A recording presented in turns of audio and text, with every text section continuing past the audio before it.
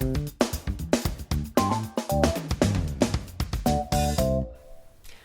and welcome to Savannah Alalia TV. Here is where you are reminded how to listen to your wise self and lead from your intuition to create a life that you truly love.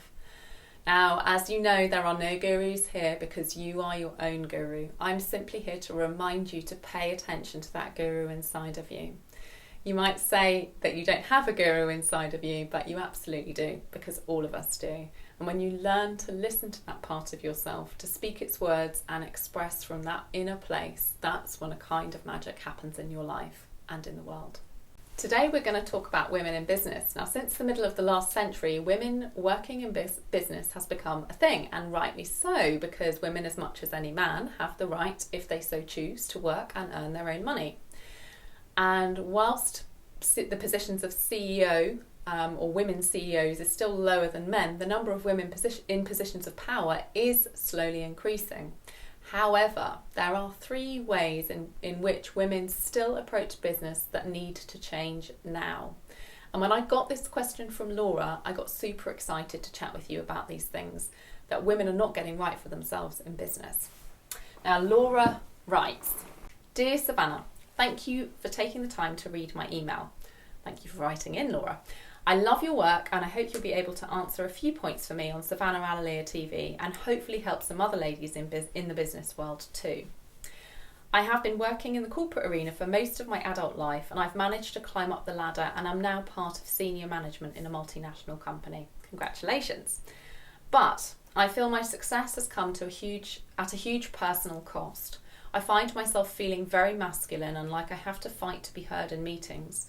I know that many of my colleagues say that they find me scary and unapproachable. I have worked harder and longer hours than many of my male counterparts and I'm still pushing to have my pay grade matched. This aside, I can see that this is about to change in my company, starting to make some big changes for equal pay." That's fantastic. I'm really happy to hear that. "You speak about intuition a lot and I get the impression that matriarchal power or feminine power is intuitive. Can you help me understand how I can start to shift into a more feminine power that is approachable and yet still empowered?" Laura, I'm absolutely thrilled to be chatting with you about this today. Thank you so much for writing in, not just so that I get the opportunity to speak about this, but so that this has the opportunity to support lots of other women in business. And this is a subject that's close to my heart and one that I've been exploring deeply for the last 10 years now. Now, as women, we are living in exciting times, but so many of us are still living in the hangover of a patriarchal mindset. Now, notice that I'm saying patriarchal mindset, not patriarchy, because there is a healthy place for both patriarchy and matriarchy. However, in the past, we've been taught that working yourself to the bone gets you where you want to be. Not allowing pleasure into your days means you're focused more on getting to your goals and not getting distracted, and that's supposedly a good thing. Being a woman is not enough is the other thing that we've been taught, and that we need to be more like a man in order to be powerful. Now, Laura, what I want to say to you today is working hard is powerful, but working paced is where you find the magic sweet spot and feminine energy in your life. Now, the first thing is, you may not know what paced means for you, but you and any other women out there can start by reading Wild Power by Alexandra Pope. This book speaks to women discovering their pace based on their cycles, often an area that in work gets ignored or only comes up to use as an excuse, maybe if you've got a bad period and you need to take a sick day. But what if working paced meant that you knew which 2 weeks you would be firing on all cylinders, and that those would maybe be the best time to be doing major project works? That would be pretty powerful, right? The second thing is allowing pleasure into your days is in fact a way of enhancing your journey and the end results.